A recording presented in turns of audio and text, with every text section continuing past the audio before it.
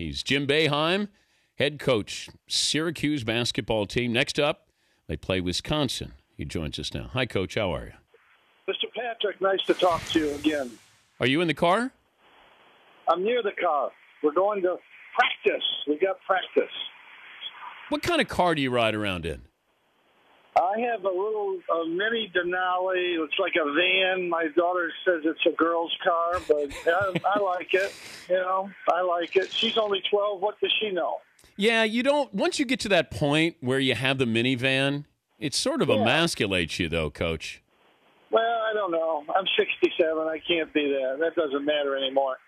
We have a van, too. We have a little minivan, too. I drive that a lot, too. Did you ever go through the midlife crisis and get a sports car?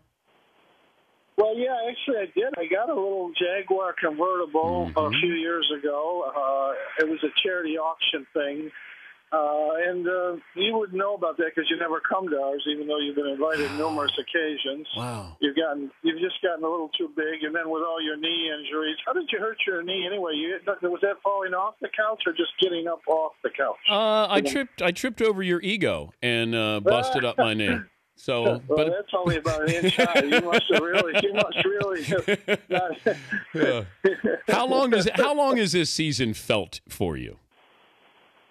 It's 35 games, just like every other year. Actually, it's a little longer, which I kind of like. the ones that shorten down to like 30 or 31, we don't like those seasons too much. But it has to take a toll on you. That not only just coaching, but everything involved in it, and to play at such a high level, be a high-ranked team, and then here you lose Fab Melo. Can you compare this year to any other year with just stress level? 2 years ago, we had a great team, and we lost our starting center to an injury, which is the same. I mean, you lose them, going into the tournament, and obviously it hurt us. We're a little bit better prepared this year because we have a little bit more depth. We're playing 9 or 10 guys. That year, we were just playing 7 guys, so we had to put somebody in the lineup that had never played. This year, we're putting 2 guys in the lineup that have played, so it's a little bit easier transition this year. But as far as everything else, I tell our players every day when they come in, you've got to worry about your schoolwork, you got to worry about basketball, and everything else is everybody has those distractions and those problems that you have to deal with. I mean, I hope you kept working, I hope you're still working, even though you had that knee surgery, right? Yeah. I hope you are anyway. Yeah. Plus, you just talk anyway, so that's not that big of a hardship, but no, you have to keep going. You have to move forward, and this team wants to win. That's what they're all about. They play winning basketball, and they sacrifice for each other, and that's why we've had such a good run so far. He's Jim Boeheim, Syracuse head coach. Wisconsin coming up next, joining us the Dan Patrick Show.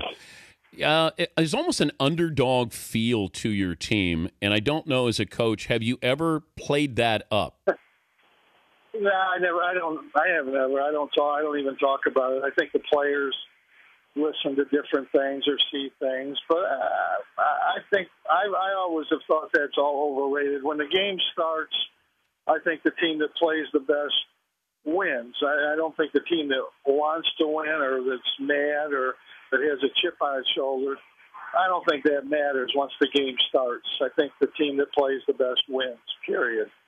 Does it help if you tell your kids don't read, don't watch, don't listen with everything that's said? I've never told them that.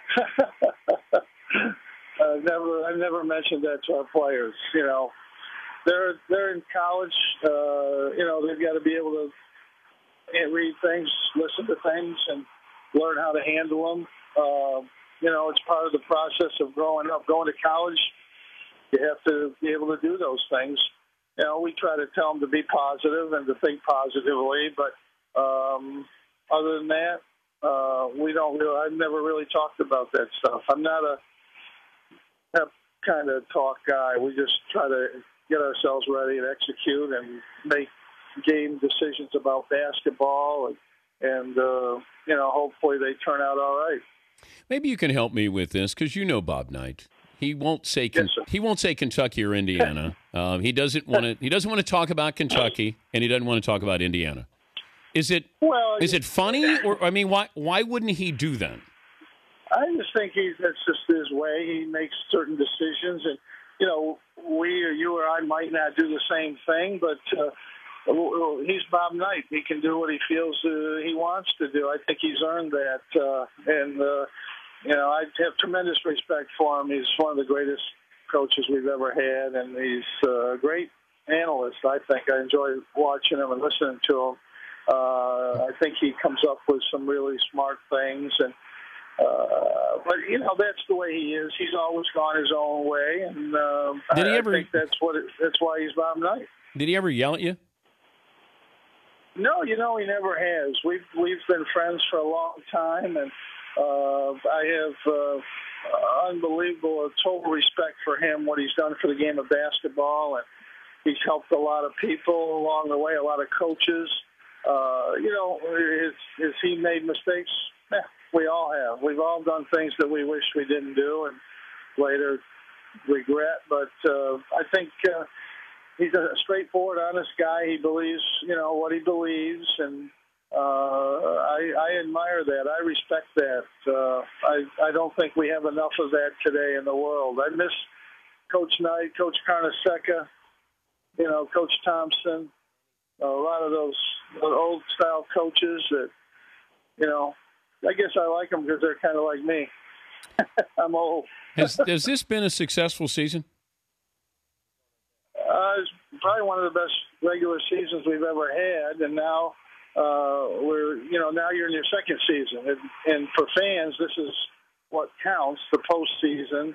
I still respect the regular season. I think it's you accomplish some things in the regular season, that's good, but I think that at the end of the day, most fans feel that the postseason is what counts, and I respect that. I think that's a good opinion. I don't think that's everything, but it's what fans think about, and I think it's okay. All right. Well, good luck against Wisconsin as always, and we appreciate you joining us. I hope you're better and back out on the court. And I hate to see you get injured. We hate to lose an old, kind of middle-aged player at this stage of his career. If you have somebody who needs help shooting, I'll put on a clinic here. Once you get to practice, why don't you just let them watch? We might need you to come over because we do have trouble shooting the basketball sometimes. I would think an expert opinion would never hurt. Well, I helped Lehigh, as you saw what happened against Duke. Lehigh said we need a little help, and I hated to do that to Coach K. But look, they asked me. You helped them after the Duke game for the Knicks game. I thought that's when you came in. Well, good luck against Wisconsin, Coach. Thanks for joining us. Thanks, Dan. All right, Jim Boeheim, Syracuse head coach.